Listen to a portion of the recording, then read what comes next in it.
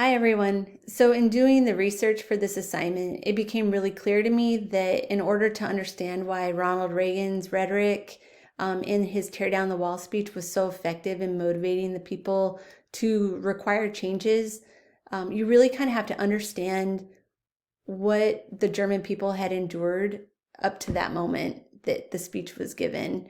So, I'm going to give you a brief history overview starting with World War I, when Germany was part of the Central Powers that lost the war. So in losing the war, they were a driving force, and so they were punished really heavily. They were forced to sign the Treaty of Versailles, which basically required them to pay billions of dollars in war reparations, and it also required them to dismantle their military for the most part, and it restricted their ability to expand.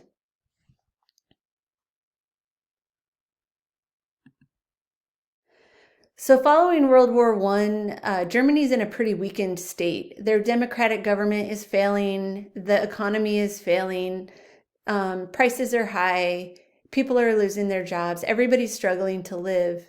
And Adolf Hitler comes on the scene, and he kind of exposes the weaknesses within the government to bolster kind of his agenda. And it really appeals to the people. They're in a vulnerable state, and they want change for Germany. And so he kind of runs on this platform of, we need to improve this economy through communism, where we all work together under this one umbrella of leadership. And we need to get rid of these people that are weakening Germany. And that is the Jewish population and all of the other small minority groups that he believes weaken Germans. So he gets to work as Chancellor of Germany at eliminating that minority group, expanding the German military, and invading Poland. This violates the Treaty of Versailles and causes the beginning of World War II. So World War II starts. The Allied powers consist of England, France, and Russia. The United States hasn't entered the war yet because President Truman is worried about sending troops into Europe. And the Axis powers consist of Japan, Germany, and Italy. Japan, they want to expand into Southeast Asia, but they can't do that with the United States Pacific power in Pearl Harbor. So they attack Pearl Harbor as a way to disarm the fleet and allow them to get into Southeast Asia. What this does, though, is it gives Harry Truman a reason to send troops into Europe. So the United States enters the war, they defeat Germany, and then Japan surrenders after, ending the war in 1945, 6 years after it began. So, following World War II, Germany was divided into four occupations that were supposed to be temporary. The Soviet Union making up East Germany, Great Britain, France, and the United States making up West Germany, which they eventually combined all together to form a full West Germany state, and then Soviet in the East. But deep inside of East Germany is Berlin, the capital city, and Berlin was divided as well, which wouldn't pose much of a problem, except that the ideologies between the Western countries and the Soviet Union were so different. And so you have this section of Berlin that runs democratically and believes in capitalism and competing for opportunities. And then you have right next to it a communist state that is a state-run kind of economy. And so millions of people were fleeing East Germany and East Berlin into the West to seek opportunities that weren't available in East Germany. Recognizing this, the Soviet Union pretty much put up a fence overnight that would keep East Germans in East Germany because they needed those people if the economy was going to survive.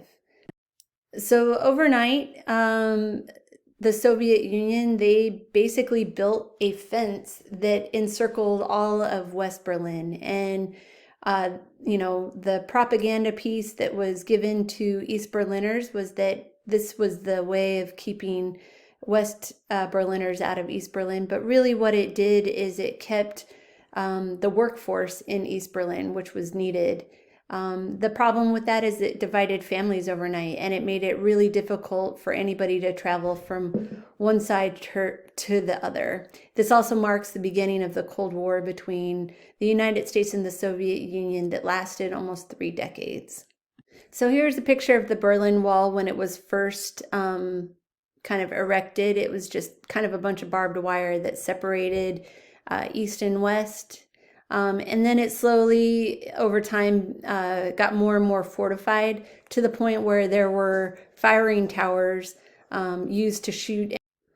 So by the time Ronald Reagan was at the Brandenburg Gate giving his Tear Down the Wall speech, it really resonated with the people of Germany because there were generations of people that had been part of a unified Germany. And then there was a whole generation that never knew Germany as a unified nation. And so as he's giving this speech, it's really resonating with everyone because if they hadn't experienced what a unified Germany was, they wanted to. And if they had experienced what a unified Germany was, they wanted that back. The Soviet Union had kind of declining in power, and they were enacting some policies that would kind of open up some of the restrictions. And so this was the perfect time for Ronald Reagan to give a speech like this and kind of empower the people to. So 2 years after Ronald Reagan's speech in 1989, the Brandenburg Gate, along with other checkpoints, are opened up so that East Berliners can go into West Berlin. It's a huge celebratory historical event that is televised all around the world. German reunification did not happen overnight. It actually took about a year before official reunification took place. And what I mean by that is the government, the German Western democratic government, had to take over in the East and combine. And the borders of the regions were different. The systems of governing were different between each region. In a communist state, people weren't required to compete for jobs or for housing or for goods. These were things that came with being part of a communist state. People didn't have to worry about childcare or schools for their kids or anything like that. So a lot of the benefits of living in a communist state were pretty much taken away from the people in the East. And a lot of people in the East really struggled to adjust to that capitalist society. So that is my very, very brief history of the events leading up to the Berlin Wall and Ronald Reagan's Tear Down This Wall speech. I think it's important to know that Ronald Reagan did not bring down the wall, but what he did was affect the emotions of the people that could enact actions to make the change. And so by really working to resonate with the people, by empathizing with their situation and the struggles that they are enduring because of the division, and reminding them that they're a unified people that's being divided forcefully against their will, really kind of help them to be motivated to make that change. So I hope you enjoy, and please take a look at the rest of my page. Thank you.